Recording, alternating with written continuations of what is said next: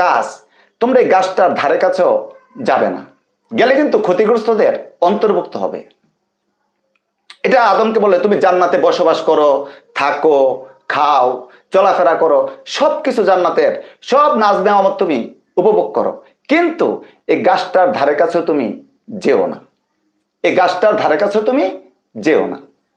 শয়তান আসলো, এসে বলল, তুমি কি আমাকে চিনো?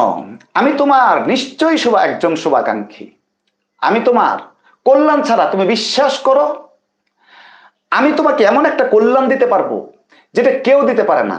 তুমি কি জানো আল্লাহ কেন তোমাকে এই গাছটার কাছে যেতে মানা করেছে? তুমি কি জানো? বলে না। কেন আল্লাহ আমাকে গাছটার কাছে যেতে মানা করেছে? তুমি যদি এই গাছটার কাছে যাও তাহলে তুমি চিরস্থায়ী জান্নাতি হয়ে যাবে। এই গাছটার কাছে তুমি যদি যাও তাহলে তুমি অমর হয়ে যাবে, তোমার আর কোনো কিছু হবে না। এটা আল্লাহ চান না।